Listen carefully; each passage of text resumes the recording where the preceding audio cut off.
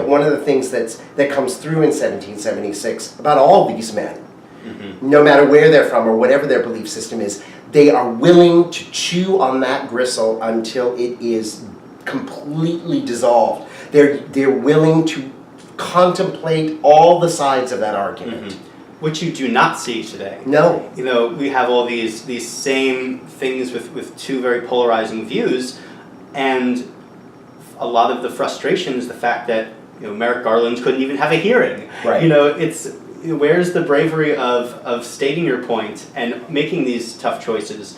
You know, you're talking about how Mr. Smith Goes to Washington is going to be played, you know, on theaters through whatever that Fathom events. Yeah. And even if it's, you know, staged and scripted, just to show the power of making your point. Well, people talk about Frank Capra, and they talk about this Capra-esque America, and people have a kind of a glib definition of what Capra-esque is, and it usually has a flavor of corniness and hokiness, and it's not at all. And in fact, if you watch movies like that, it's a real struggle. It's the eternal struggle in America of a capitalist society of people who are easily corruptible, who have the power to get away with corruption in the government, coming up against the foundational ideals of truth and honor that this country is based on. And we live in a very cynical time. And if you talk about those things, or you bring those things up, people roll their eyes. People feel like we can't afford that right now. We can't afford to be jingoistic, you know, or idealistic. But there are people out there who are doing it. If you look at a Beto O'Rourke a rally, he's talking about inclusion. He's talking about due process of law. He's talking about equal rights for all, and he's talking about freedom, and he's talking about American values. These are American values. Yeah. And Capra was talking about the same thing. He was coming out of the Depression. We were going into a war.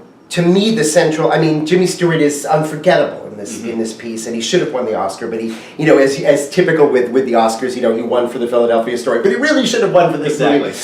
But the real moral crisis of the film is Claude Rains' role as a senator who's a beloved, honorable, like the most respected man, and he takes a handout. He corrupts himself. And in the process of covering that, of trying to hide his sin, he piles sin upon sin and betrays this young man and has to come clean in one of the greatest moments of cinema, you know, where he bursts into the chamber and says, I'm guilty, I did it.